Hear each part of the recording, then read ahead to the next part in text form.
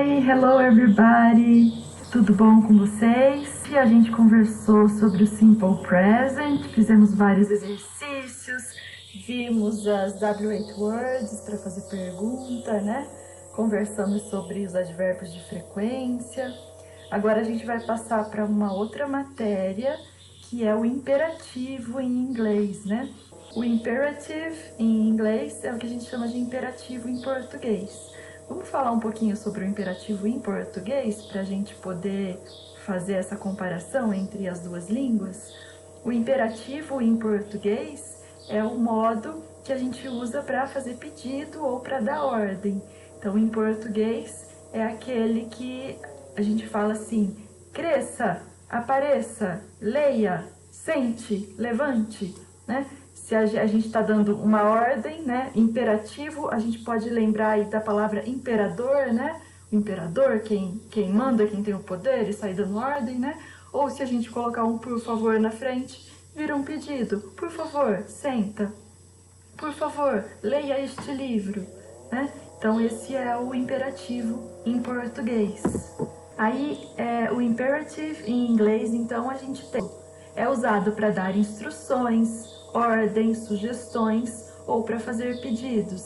Então, olha os exemplos. Instrução: mix all the ingredients. Pega uma receita, geralmente a gente vai encontrar vários verbos no imperativo. Então, mix, misture todos os ingredientes. Ordem: be quiet, quer dizer, fica quieto. Sugestão: don't lift too much weight, não levante muito peso. Ou o imperativo negativo aí, daqui a pouco a gente vai conversar sobre a forma do imperativo, né? No próximo slide. E pedido: please stay with me, por favor, fique comigo. Então olha lá a forma de uso do imperativo. A gente tem duas formas, né? O imperativo afirmativo e o imperativo negativo. No afirmativo, a gente vai simplesmente usar o verbo no infinitivo sem to. Então, se o verbo sentar é to sit, o imperativo é sit. Sente. Verbo to read, ler, o imperativo vai ficar read. Leia. Aprenda. Share, compartilhe. E o imperativo negativo vai ser sempre com do not, ou a forma contrata don't, antes do verbo. Que verbo? O verbo no infinitivo sem to. Então, olha lá. Do not waste water. Do not throw food away. Não jogue comida fora. Verbo throw away, né? Jogar fora. Coloquei o don't na frente. Ou o don't ou o do not. São só essas duas formas do imperativo. Então, o imperativo vai ser sempre o infinitivo sem to. E se for a negativa, o don't mais o infinitivo sem to. Com os verbos no imperativo, nunca vai aparecer um sujeito, porque o sujeito vai ser sempre o you que está implícito, igualzinho em português. Se a gente fala senta aqui, a gente usa o verbo direto, sem colocar um sujeito na frente. Então, olha lá. Pick up your trash, please. Pegue o seu lixo. Ou, Suzy, please, pick up your trash. Por que eu coloquei esse exemplo aqui com Suzy? Porque Suzy não é o sujeito do verbo. Suzy é o vocativo, igual em português, a quem eu me dirijo. Então, mãe, vem cá. Então, ó, esse vem cá é o imperativo. Suzy, please pick up your trash. Suzy é o vocativo, ó. Não é o sujeito. O sujeito seria esse you implícito, né? Pick up your trash. A quem... Então, a Suzy, vocativo, a quem eu estou me dirigindo. E o verbo não tem sujeito, tanto que eu consigo escrever a mesma frase sem colocar o vocativo, só pick up your trash, please. Tá vendo? Então, é essa a ideia. Não vai aparecer um sujeito antes do verbo quando a gente estiver colocando o verbo no imperativo.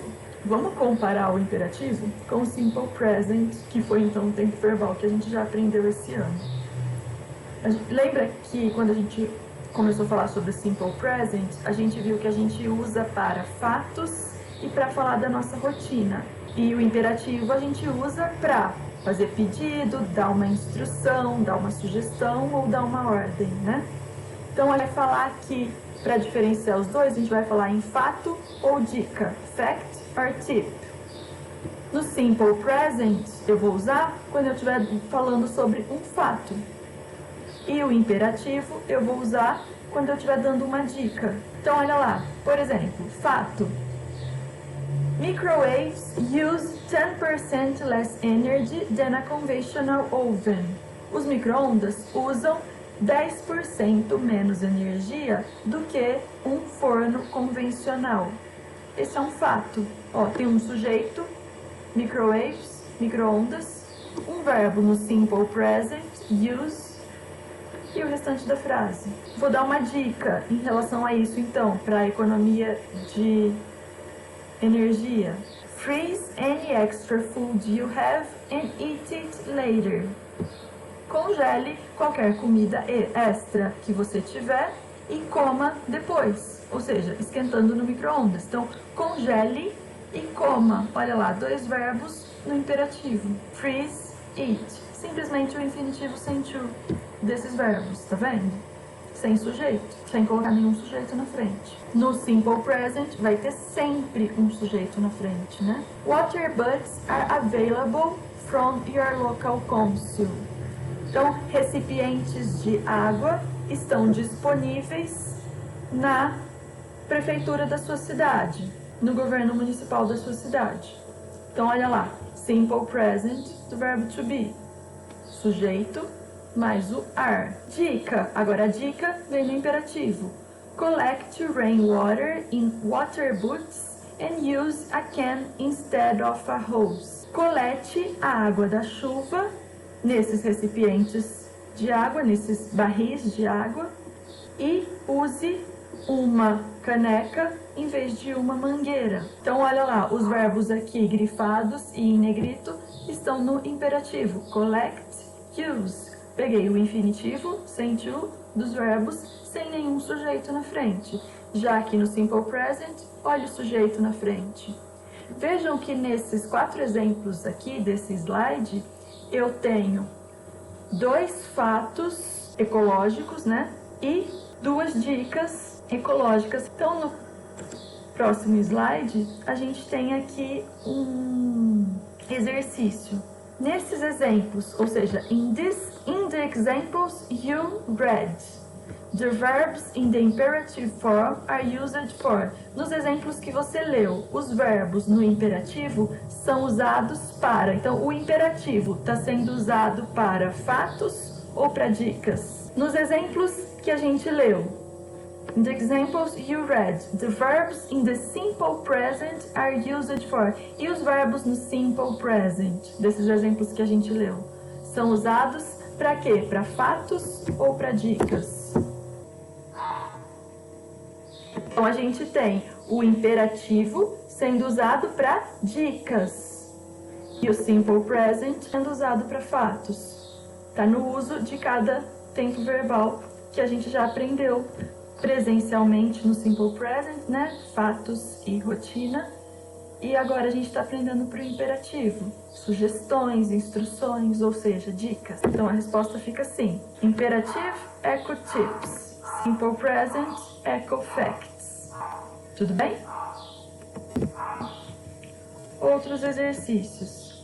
Complete com o simple present ou com o imperative dos verbos entre parênteses. Então, tenho aqui um espacinho para completar e um verbo entre parênteses. Eu preciso ver se eu vou usar simple present ou imperativo. E aí eu preciso conjugar esse verbo nesse espacinho aqui. Se vocês quiserem, pode pausar agora esse vídeo e tentar fazer esses 4 exercícios. Beleza? Então, olha lá. Food waste, harmful to the environment. O desperdício de comida prejudicial para o meio ambiente. Vejam, tem um sujeito antes do verbo. Se tem um sujeito antes do verbo, então eu vou precisar usar o simple present. Por quê? Porque o imperativo não aparece sujeito. No imperativo não aparece sujeito antes do verbo. Beleza?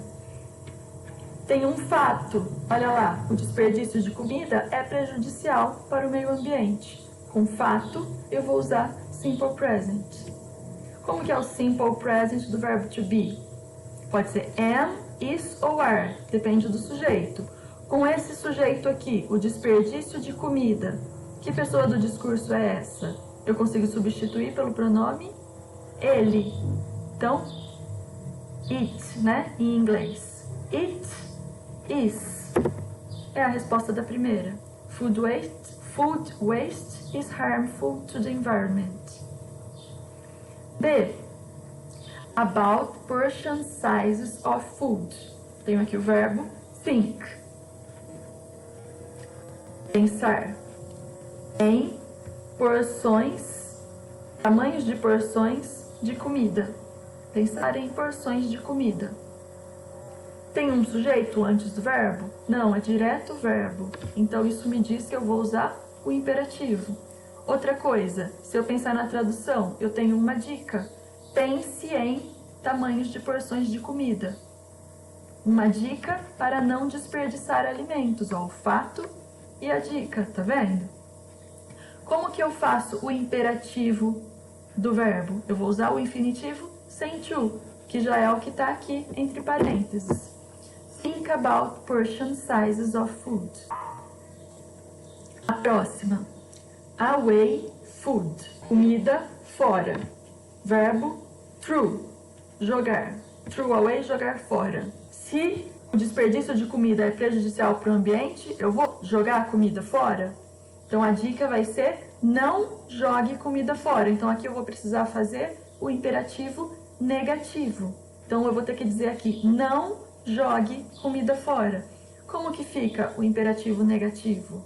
Eu vou usar do not throw ou don't throw away food. Olha lá na C. The average household, a dona de casa, em média, about 1 ton of waste per year. Verbo produzir. Mais ou menos 1 tonelada de lixo por ano. Então, uma dona de casa, em média, produz mais ou menos 1 tonelada de lixo por ano. Tem um sujeito aqui para o verbo, tá vendo? Então, se aparece um sujeito para o verbo, eu preciso usar o simple present. Qual é o outro motivo pelo qual eu vou usar o simple present? Eu tenho aqui um fato. Uma dona de casa, em média, produz 1 tonelada de lixo por ano. Como que fica o verbo aqui? A dona de casa, em média. Terceira pessoa do singular, preciso colocar S no final do verbo. Produces about 1 ton of waste per year. Letra D. To carry reusable shopping bags when you go out shopping. De carregar sacolas de compras reutilizáveis quando você sai para fazer compras. Verbo remember, lembrar. Aparece aqui um sujeito antes? Não, então esse é um indício de que eu vou usar o imperativo. Outro indício, eu tenho aqui um fato ou uma dica? Eu tenho aqui uma dica. Lembre-se de carregar sacolas reutilizáveis quando você sair para fazer compra. Então, como que vai ficar o imperativo desse verbo? Vai ser simplesmente o infinitivo sem to. Remember to carry reusable shopping bags when you go out shopping. É isso, pessoal, por hoje. Então, façam as atividades e qualquer coisa contem comigo. Até a próxima. Um beijo.